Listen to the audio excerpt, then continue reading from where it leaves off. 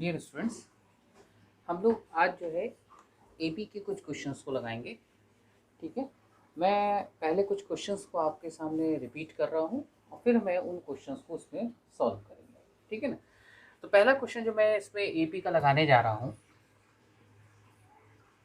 ठीक है, वो क्वेश्चन है a spiral is made up of successive semi circles with centres alternatively at A and B.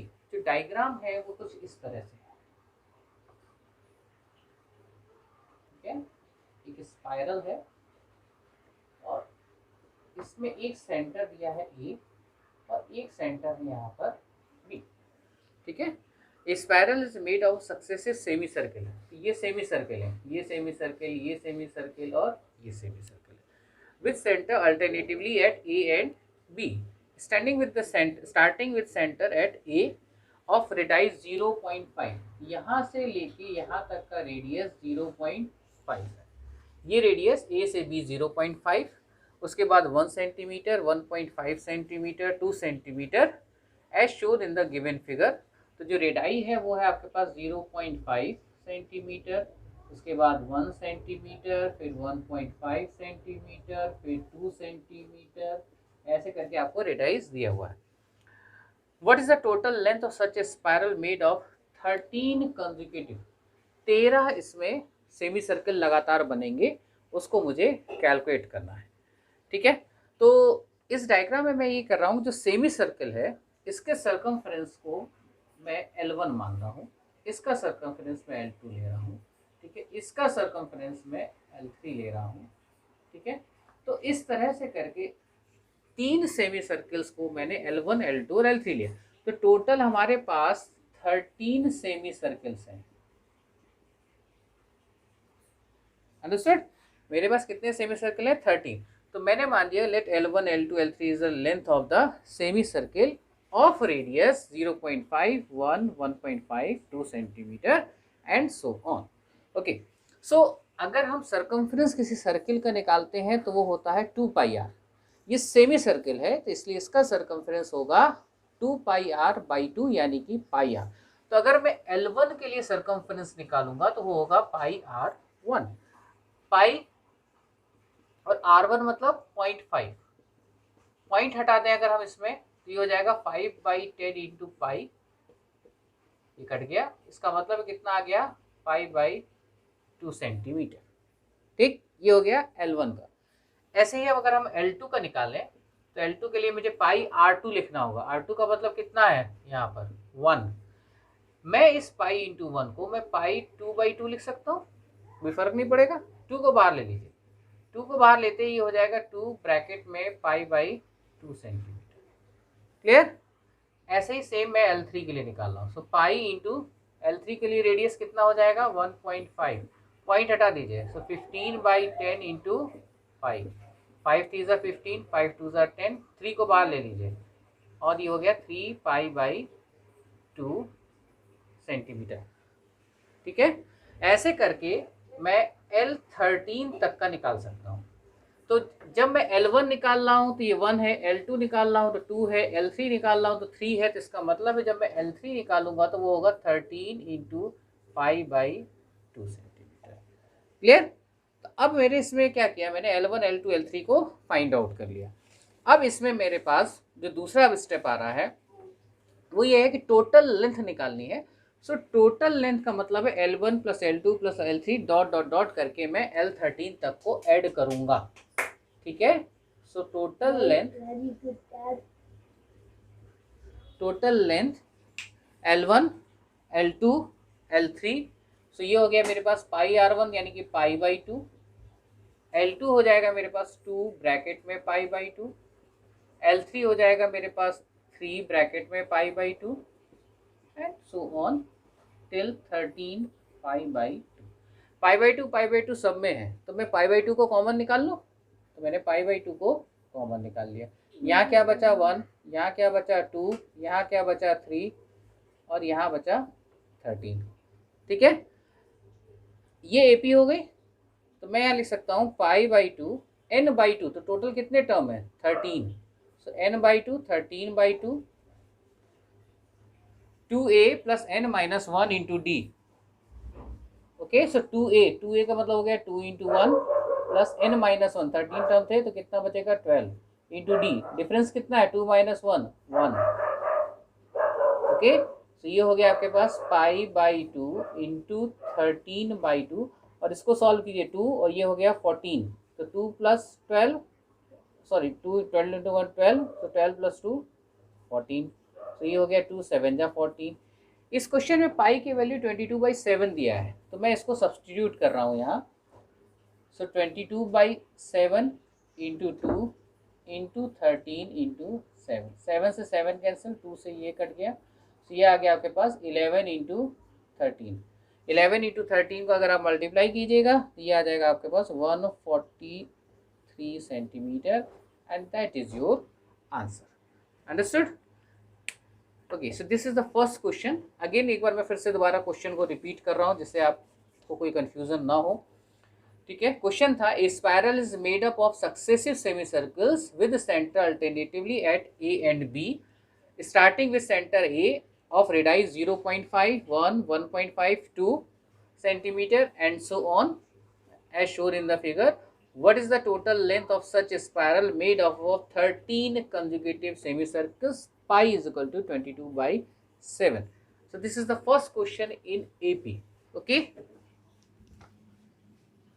okay students, अब हम लोग एक दूसरे क्वेश्चंस पे आते हैं AP के। ये दूसरा क्वेश्चन है वो ये क्वेश्चन मैं रीड कर रहा हूँ कि 200 logs are stacked in such a way. Okay, 200 logs are stacked in such a way that there are 20 logs in the bottom row, 19 in the next row, 18 in the next row and so on. In how many rows 200 logs are placed? Okay, and how many logs are there in the top row? दो चीज़ें हमें निकालनी है इसमें। ठीक है, तो सबसे पहले हम लोग इसमें कर रहे हैं 200 logs आर स्टैक्ड, यानी कि टोटल नंबर ऑफ लॉग हमको जो दिया हुआ है वो 200 दिया हुआ है।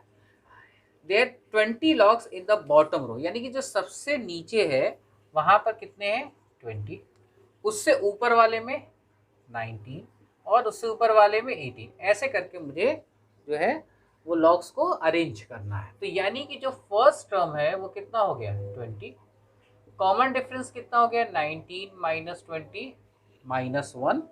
अब मुझे ये निकालना है कि कितने नंबर ऑफ लॉग्स होंगे और सबसे ऊपर वाले लॉग में कितने, हमारे सबसे ऊपर वाली जो रोज होगी उसमें कितने नंबर ऑफ लॉग्स होंगे।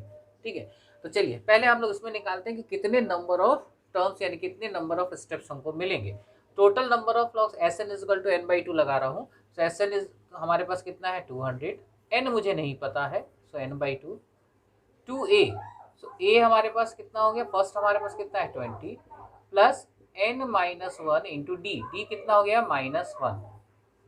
ओके, 2 को इधर ले जाइए, सो ये हो जाएगा आपके पास 400 is equal to n, 20 into 2 14 minus n plus 1। Okay, so ये हो गया आपके पास 400 is equal to n, bracket में आपके पास हो जाएगा ये 41 माइनस n। अगर मैं ब्रैकेट को ओपन कर दूं तो ये हो जाएगा 41n माइनस n स्क्वायर। सबको इस तरफ ले आइए, so n square minus 41n plus 400 is equal to 0। तो ये आपके पास क्या हो गया, एक क्वाड्रेटिक इक्वेशन बन गई। इस 400 को फैक्टराइज करना है कि 41 आ जाए।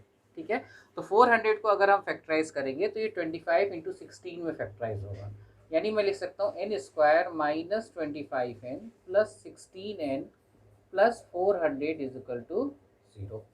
ओके, सो ब्रैकेट को ओपन कर दीजिए, so n square minus 25n minus 16n plus 400 is equal to 0।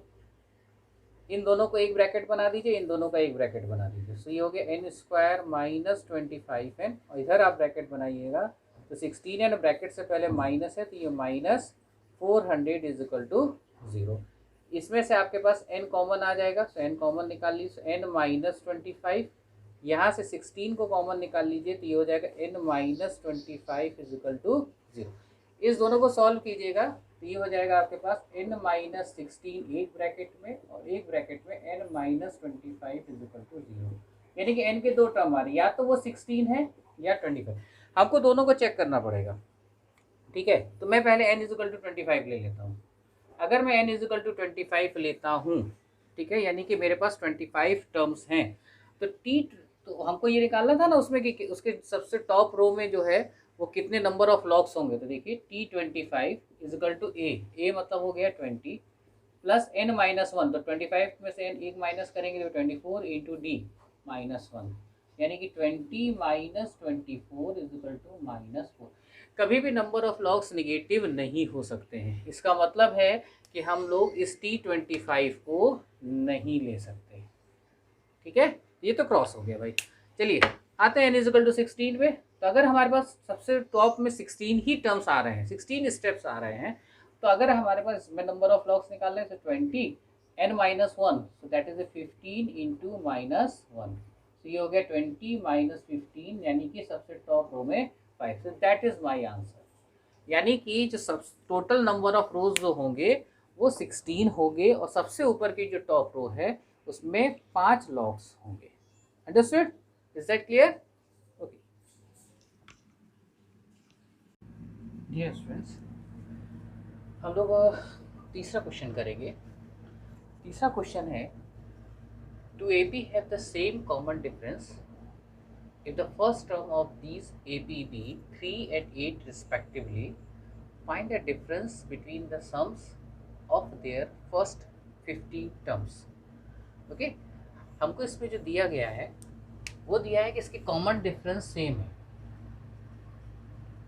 Okay, so अगर कॉमन दो ए पी है तो अगर इसके कॉमन डिफरेंस सेम है तो इसका मतलब है कि हमने इसके दोनों डिफरेंसेस को, कॉमन डिफरेंसेस को डी मान लिया।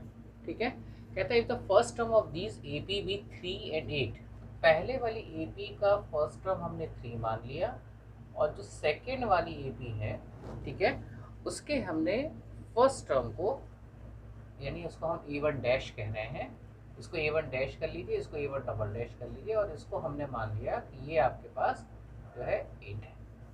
ठीक है, कहता है find the difference between the sums of their first 50 terms, यानी इसके भी 50 टर्म्स का सम और इसके भी फर्स्ट 50 टर्म का हमको डिफरेंस निकालना है।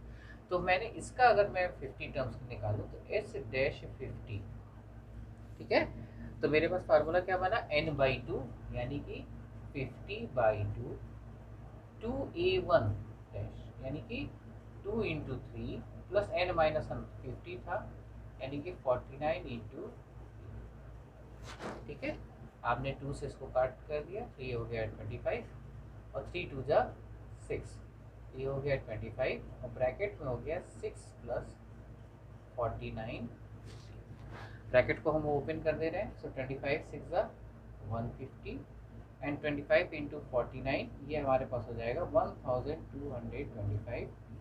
ये मेरे पास पहले वाले ईपी के 50 टर्म्स का सम है, इसको मैंने इक्वेशन नंबर 1 मान लिया। ठीक है, सेकेंड वाली एपी लेते हैं, उसको हमने डबल डैश माना है, so S double dash 50 n/2, again हमारे पास 50/2 2a, अब की a इसका हम ये वाला लेंगे, यानी कि 2 into 8 plus n minus 1 into, फिर से आप कैंसिल करिएगा, ये कितना आ जाएगा 25, 8 2 जा 16, सो 25 16 प्लस 49, ठीक है, 25 इंटू 16 400 प्लस 25 इंटू 49 1225। अब हमसे कहा क्या गया है, find the difference between them. ठीक है, इसको इक्वेशन नंबर हम 2 फाइंड द डिफरेंस, तो हम क्या करेंगे, सेकेंड वाले में से फर्स्ट वाले को हम माइनस कर रहे हैं, यानी कि S double dash 50 minus S dash 50। Clear? So S double dash 50 का मतलब हो गया 400 प्लस 1225 माइनस इस वाले की वैल्यू रखेंगे, ये ब्रैकेट में रखिए पहले, तो 150 प्लस 225 ना, ब्रैकेट को ओपन कर सकते हैं, तो ये हो गया 400 plus 1225 D minus 150 minus 1225 1225 D 1225 D cut गया, 400 minus 150, it is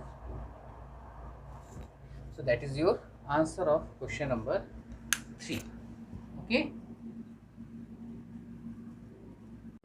Okay, students. Now the next question is, the sum of first 9 terms of an AP is 81 and that of its first 20 term is 400.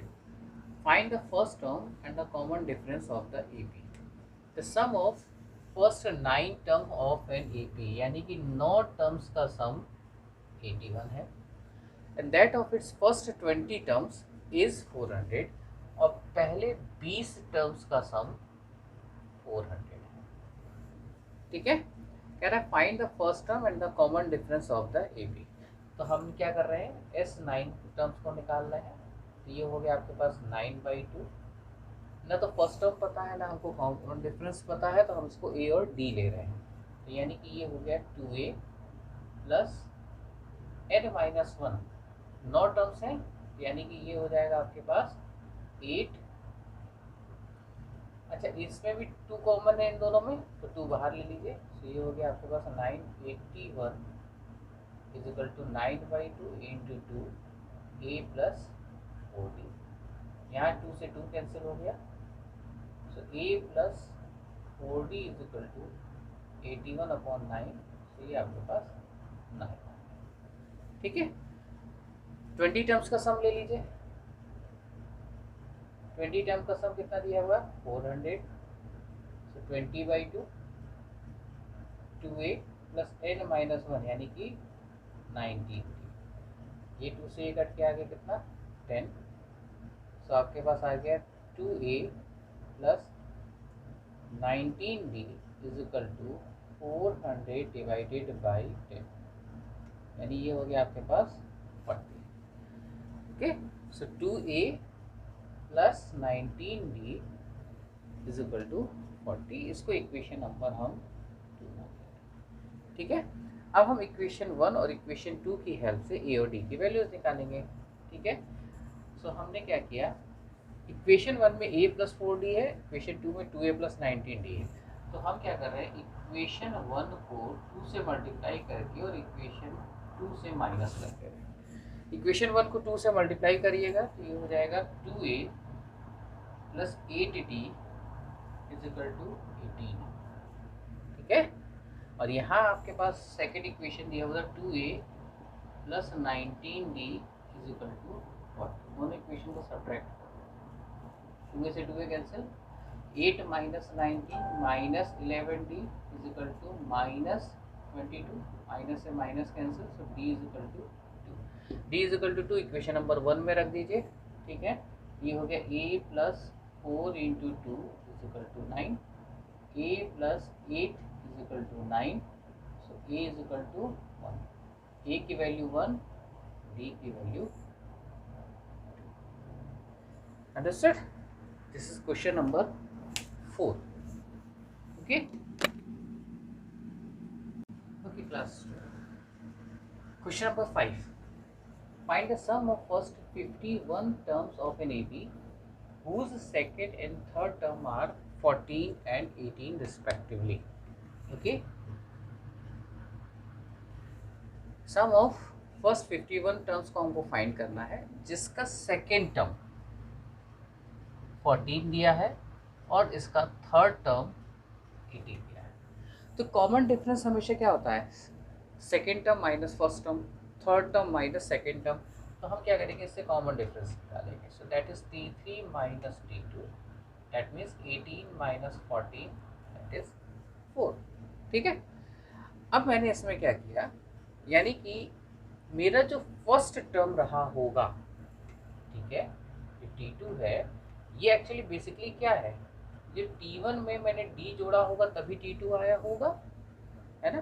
तो यानी कि T2 अगर मेरे पास 14 है और D मेरे पास 4 है, इसका मतलब है कि मेरा जो फर्स्ट टर्म होगा वो मेरा 10 होगा।